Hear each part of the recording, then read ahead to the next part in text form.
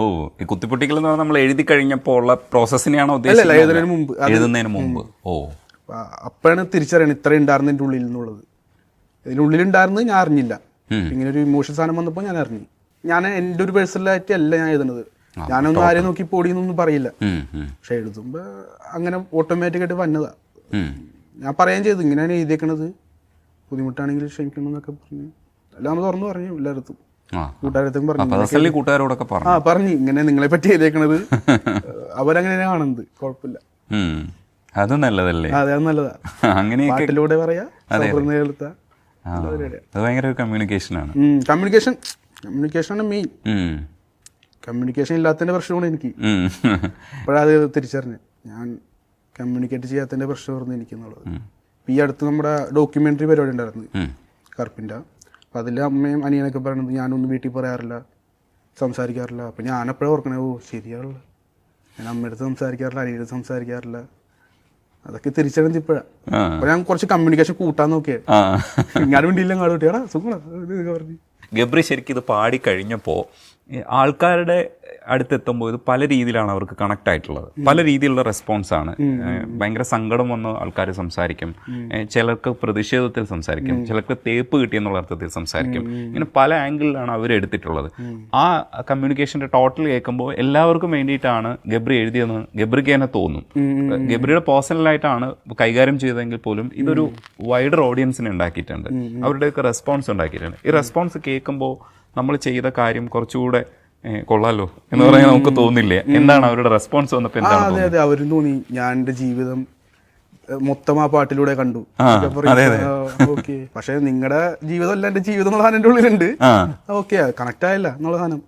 കുറെ പേര് അങ്ങനെ പറയുന്നുണ്ട്, എനിക്ക് പറയാനുള്ള കാര്യങ്ങളാ താങ്കൾ പറഞ്ഞതെന്നൊക്കെ പറയുമ്പോൾ ഓക്കെ ശരിയാ. അപ്പോൾ പറയാൻ ഞാൻ പറയാം, അപ്പോൾ അങ്ങനെ നീ തുറന്നു പറയാൻ ശ്രമിക്കുക, പരമാവധി കാര്യങ്ങൾ ഉള്ളിൽ വെക്കാണ്ടിരിക്കുക. അതാണ് മെയിൻ പരിപാടി. ഉള്ളിൽ വെക്കുമ്പോഴാണ് ഇങ്ങനെ പ്രശ്നമാണത്. തുറന്നു പോയാൽ കൂൾ, അവിടെ കഴിഞ്ഞത്.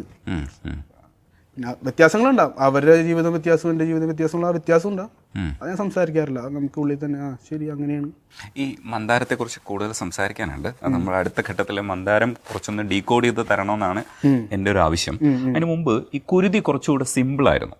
കുരുതി പറയാൻ ശ്രമിക്കുന്ന ആശയം എല്ലാവർക്കും മനസ്സിലാവുന്നതാണ്. ആ കുരുതി കൊടുക്കൽ എന്താണെന്ന് വരെ അറിയാം.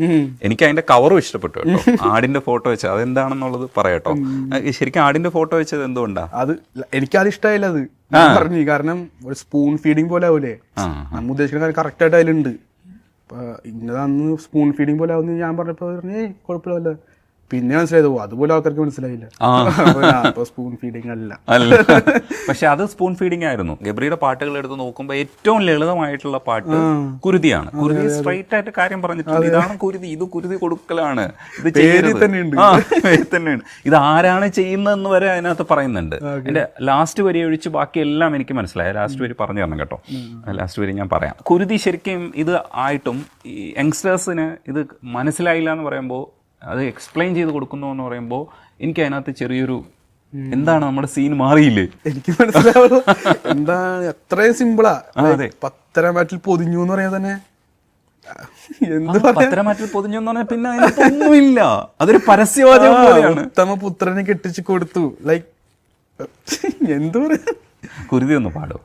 പത്തരമാറ്റിൽ പൊതിഞ്ഞു, രക്ഷകൻ അവന്റെ കടമയൊഴിഞ്ഞു, ഉത്തമ പുത്രനെ കൊട്ടിച്ചു കൊടുത്തു, ഉത്തരം വാഹ് ദിത്യമൊഴിഞ്ഞു, ഉത്തരമില്ലാത്ത ചോദ്യം അവൾ എന്തിന് ഉത്തരത്തിൽ ഒടുങ്ങി, പത്രവാർത്തയിലെ ചരമകോളത്തിൽ അവളെ തളച്ചു മടങ്ങി, കൊടുത്ത പൊന്നിനും പണത്തിനുമുള്ള വില ഇടിഞ്ഞു തുടങ്ങി, എടുത്ത തീരുമാനം കൊണ്ടടച്ച കണ്ണുകൾ തുറന്നു കലങ്ങി. ആ കണ്ണുകൾ തന്നെ കലങ്ങി എന്ന് പറയുന്നിടത്ത് എല്ലാവർക്കും മനസ്സിലാക്കാവുന്നതേ ഉള്ളൂ ആര് ചെയ്ത പ്രവൃത്തിയാണെന്നുള്ളതും ഇതിനകത്ത് വില്ലൻ ആരാണെന്നുള്ളതും ഗബ്രി അതിനകത്ത് പറയുന്നുണ്ട്.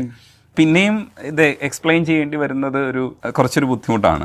പക്ഷെ നമ്മുടെ ജോലി അതാണ്. അങ്ങനെ തന്നെ അതിനെ കാണണം, അത്രേ ഉള്ളൂ. അറിയില്ലെങ്കിൽ പറഞ്ഞു കൊടുക്കുക എന്നുള്ള പരിപാടിയേ ഉള്ളൂ. നിരന്തരമായി നമ്മളിങ്ങനെ പറഞ്ഞുകൊണ്ടിരിക്കുക. ഇപ്പൊ അതേ പറ്റുള്ളൂ. ഇപ്പൊ എനിക്ക് തോന്നുന്നത് ഇപ്പോഴും അത്ര എങ്ങനെ കേൾക്കണ ആൾക്കാർ വന്നിട്ടില്ല, പിള്ളേര്. നമ്മൾ പറഞ്ഞു മനസ്സിലാക്കുക. ഇപ്പൊ തന്നെ ഒരു 10-12 വയസ്സുള്ള കൊച്ച് മന്ദാരം പാടി ഇട്ടുണ്ട്. അവന്റെ ചേച്ചി അടുത്ത് പറഞ്ഞു എനിക്ക് മനസ്സിലാവും ആ സമയത്ത് ഗബ്രി കടന്നു പോയാൽ എന്താന്ന് എനിക്ക് മനസ്സിലാവുണ്ടെന്നൊക്കെ പറഞ്ഞു.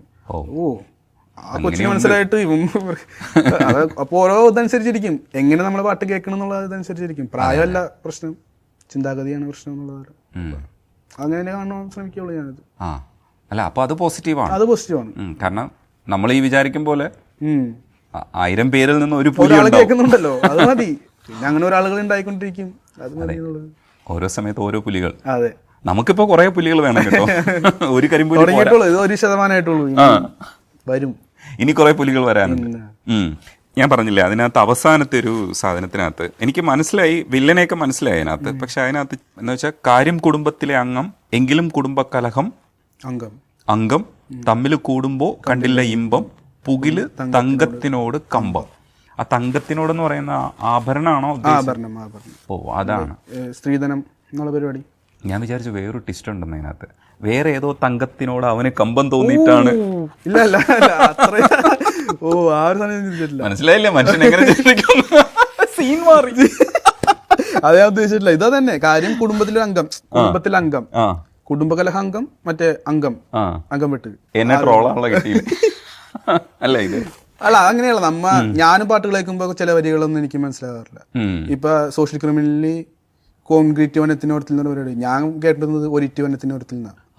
സോ അങ്ങനെ നമുക്ക് ഇത് പറ്റാം. എഴുതിയ ആള് പറയുമ്പോ നമുക്ക് മനസ്സിലാവുള്ളൂ അതൊക്കെ. ചിലത് നമ്മ ചിന്തിക്കുന്ന പോലെ ആയിരിക്കില്ല അവർ ചിന്തിക്കുന്നത്. സോ നമുക്ക് മിസ്റ്റേക്കുകൾ പറ്റാം, കുഴപ്പമൊന്നുമില്ല എന്നുള്ള പരിപാടി. ഇതിങ്ങനെ ചിന്തിക്കും ഞാൻ വിചാരിച്ചു.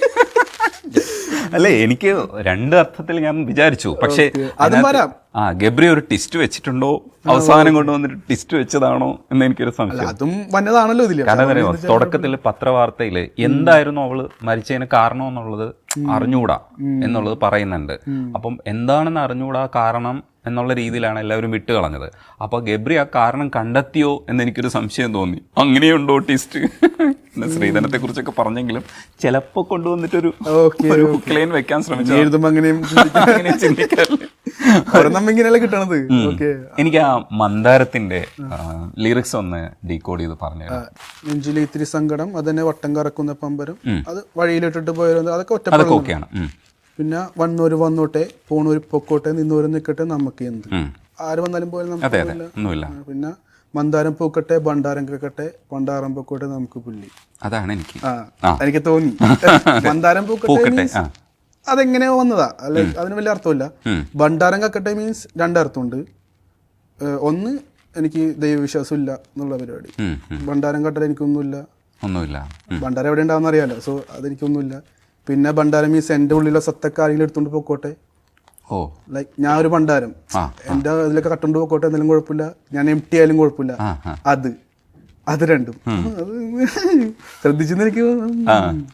ഭണ്ഡാരം കട്ടെ, പിന്നെ പണ്ടാരം പൊക്കോട്ടെ, നമുക്ക് അതും മറ്റേ പണ്ടാരം പൊക്കോട്ടെ. പിന്നെ മന്ദാകിനിയല്ല മന്ദാരപ്പൂവ്, ചങ്കല്ല പൊന്നത് ചെമ്പരത്തി പൂവ്, ഉള്ളു തുറന്നപ്പോൾ എന്തോരം നോവതിൽ ഒന്നുമില്ല എന്ന് ചൊല്ലിയ നാവ്. ലൈക്ക് വിഷമുണ്ടെങ്കിലും ഞാൻ ആർത്തും പറയാറില്ല, ഒന്നുമില്ല. ചങ്ക് തുറന്നപ്പോൾ ഒന്നുമില്ല എന്നുള്ളത്. എന്താ നിനക്ക് സുഖമാണ്?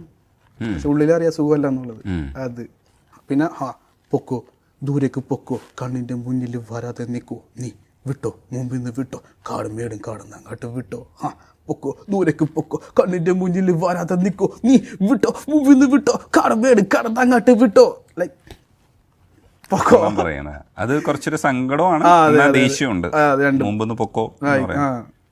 അത്രയും എഴുതാൻ പാടില്ലെന്ന് പിന്നെ തോന്നി. പക്ഷെ അപ്പൊ എന്തോ വന്ന് പിന്നുള്ളതാണ് കുറച്ചുകൂടി പരിപാടി. ഉണ്ട് കണ്ട് ചതികൾ അവിടെ ഇവിടെയുണ്ട്, ഒത്തിരി അനുഭവിച്ചത് പണ്ട്, അതിനെ അപലപിച്ചതുമുണ്ട്, പിന്നാലെ അനുഗമിച്ചത് കൊണ്ട് ഞാനിന്ന് വാടിയ പൂവിന്റെ ചെണ്ട്, കാത്തിരിപ്പിത്തിരി ബാക്കിയതുണ്ട്, കാതിലി ഇപ്പോഴും മന്ദാര പൂവിന്റെ ഉള്ളിലെ വണ്ടിന്റെ മൂളലും ഉണ്ട്.